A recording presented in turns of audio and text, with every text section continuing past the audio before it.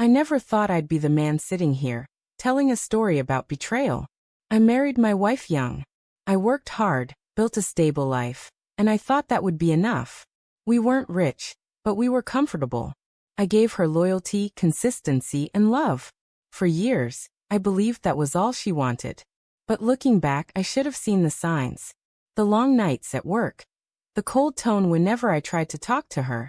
The way she'd pull away when I reached for her hand. At first, I told myself she was just stressed, tired, maybe even going through a rough patch. I was wrong. The truth was far darker than I imagined. It started small. She became dismissive of the little things I did. The dinners I cooked, the compliments I gave, the effort I put in just to see her smile. Instead of warmth, I got indifference. Instead of intimacy, I got excuses. And then came the late-night phone calls. Whispered conversations. The kind where the second I walked into the room, she'd turn her phone face down and say, "It's nothing. Just a friend." But deep down I already knew. When I finally discovered the truth, it wasn't just some fling. It wasn't just some guy. She was having an affair with a man who was everything I wasn't. Powerful, rich, and untouchable. A billionaire businessman with his name on magazines, his face plastered across TV screens. The kind of man who thought rules didn't apply to him.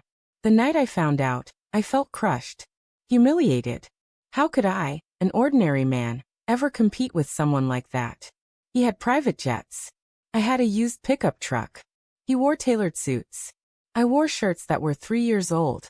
And yet, it wasn't the wealth that broke me.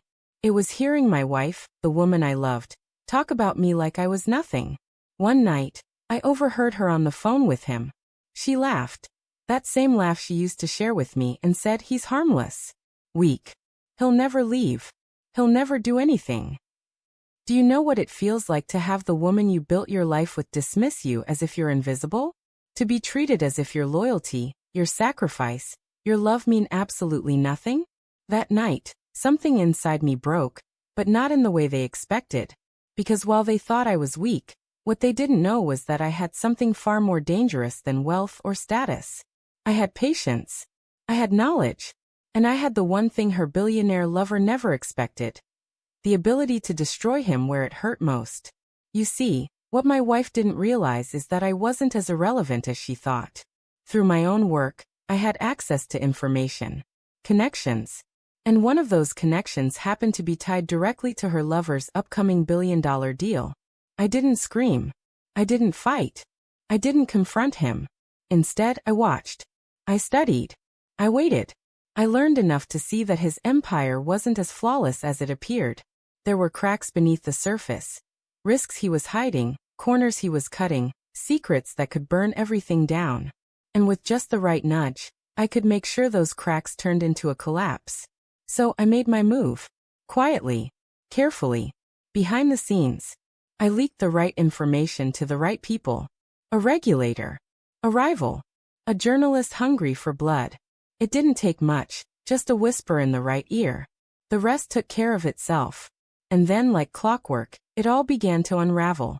I still remember the morning the headlines broke. Billion-dollar deal collapses amid scandal. His face, the smug, arrogant face of the man who stole my wife, was plastered across every news outlet. But this time, not as a symbol of power. He was a symbol of failure. His empire shook. Investors fled. His reputation, once untouchable, was in ruins. And my wife. She was blindsided. The man she traded me for, the man she laughed with while mocking me, suddenly wasn't a god anymore. He was broken. And with his fall, her fantasy of luxury, wealth, and status went up in smoke. I'll never forget the look in her eyes when she realized it was over. The anger, the desperation, the regret. She wanted someone to blame. She wanted stability again. She wanted me. She came crawling back, begging for forgiveness. Saying she made a mistake.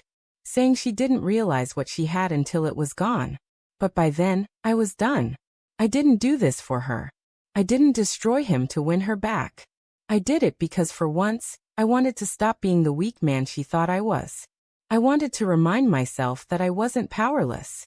That even an ordinary man could bring down someone untouchable. And that's exactly what I did. So, when she begged for another chance, I looked her in the eye and told her the truth. I may not have been enough for you, but I was more than enough without you. Then I walked away. In the end, I didn't just lose a wife.